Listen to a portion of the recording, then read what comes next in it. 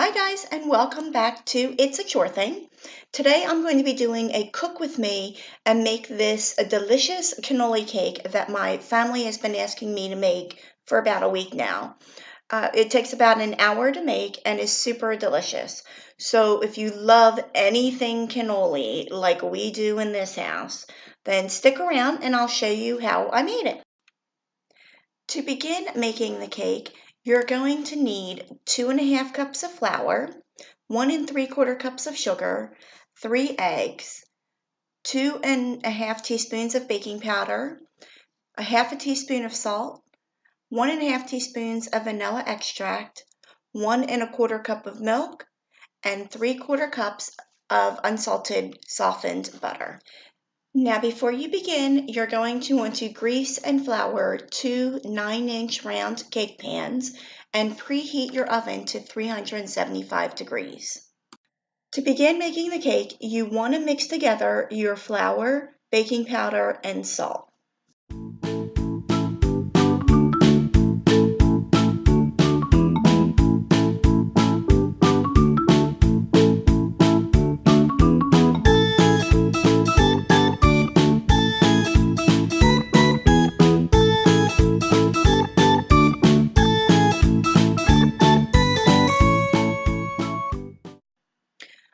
Once that's done, you're going to want to beat together your butter and sugar in a mixing bowl with an electric mixer on medium speed until it's light and fluffy.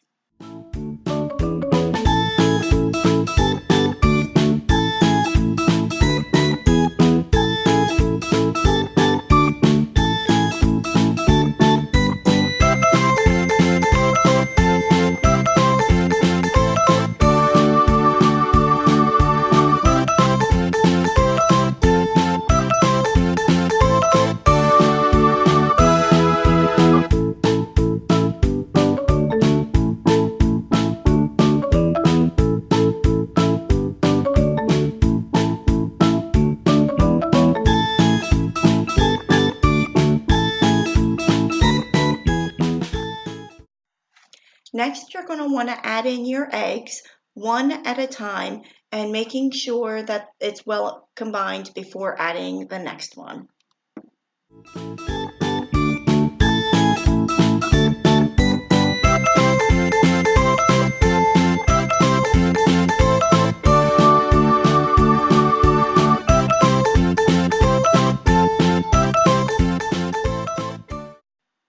Next, you'll add in your vanilla and mix until everything is well combined.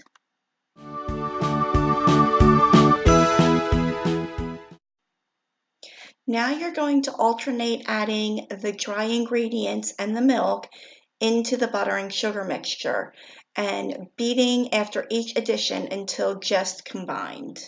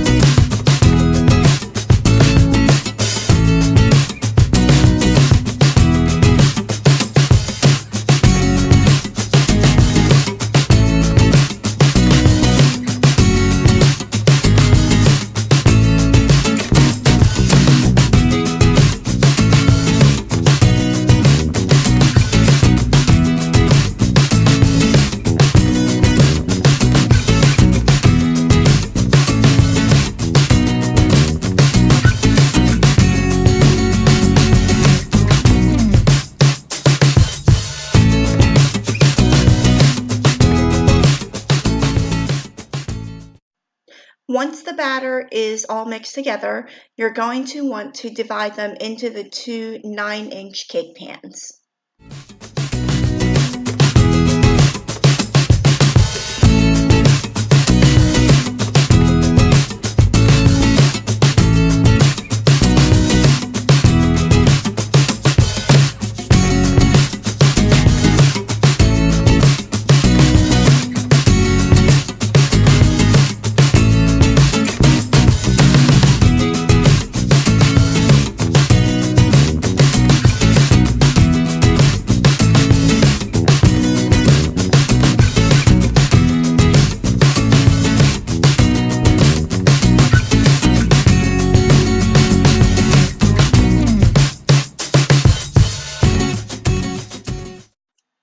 Once that's done, before putting them in the oven, you always want to pick up your cake pans and drop them on the counter to release any air bubbles.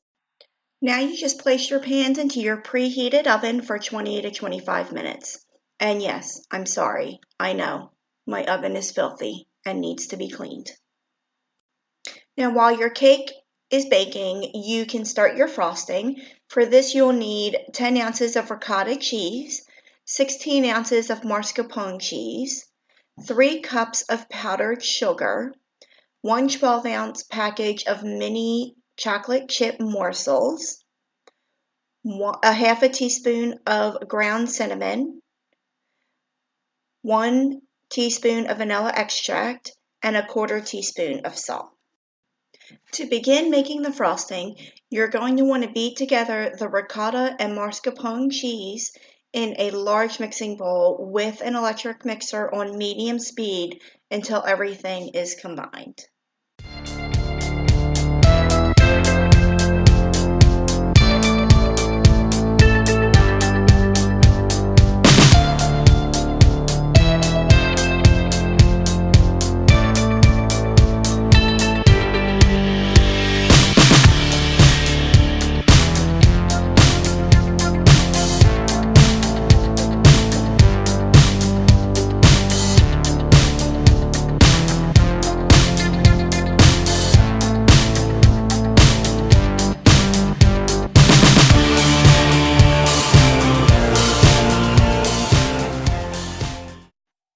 Once everything is mixed together, you're going to add all of your remaining ingredients and mix with the electric mixer until everything is combined and smooth.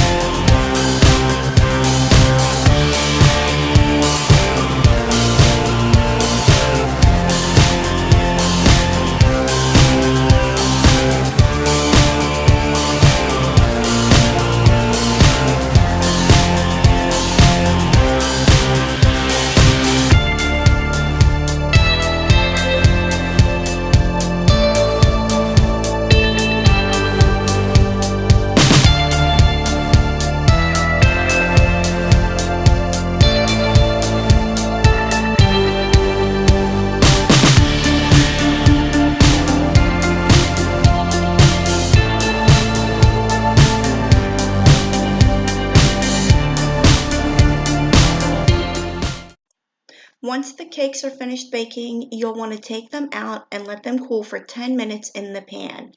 After 10 minutes, you're going to want to flip them out onto a wire rack and let them cool completely. And if they don't come out easily, just give them a few little taps on the bottom of the pan and it'll release. Now this next step is optional, but right before you frost the cake, you can take some of the chocolate chips and mix them into your frosting. Since this is going to be used between the two layers, it always adds a nice little something something. And like I said, it's completely optional, but this is just the way that my family likes to have it. Once the cakes have cooled, you'll want to begin the building and frosting of the cake. What I do to accomplish this is I start with a big mound of the frosting on top of one of the layers, and I smooth it out into a layer that is not too thin and not too thick. This is going to totally be a judgment call. Some people like a thicker filling, some don't like as much. This can be done any way that you like it. So I'm just going to keep adding and spreading the frosting until it gets to the amount that I like. Once you get the frosting to where you want it, you want to add your top layer and begin to start frosting the cake. And again, I do this by just putting a mound of frosting on top and start spreading it out. Now, since this is going to be the final layer, I go a little heavy-handed on this part.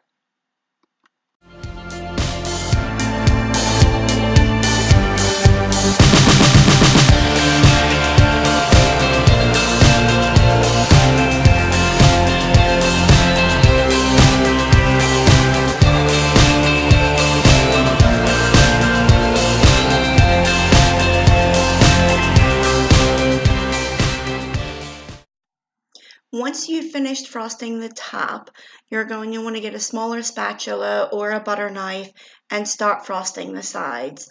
And this was a little difficult for me today because the icing seemed a little runnier than I wanted it to be.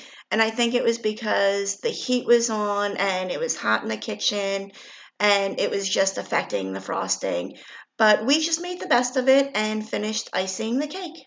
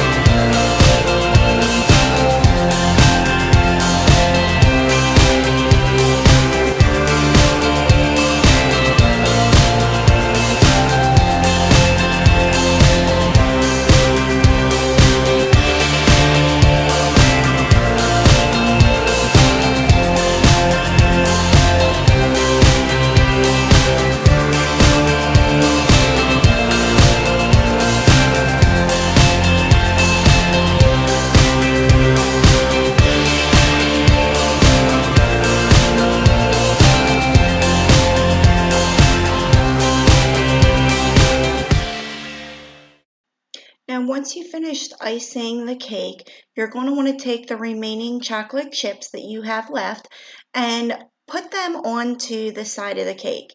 Now, this was, again, a little difficult because it was just so hot in the kitchen with the ovens on and the heat in the house. So because it made the icing so runny, it was making it a little difficult for the chocolate chips to adhere to the icing.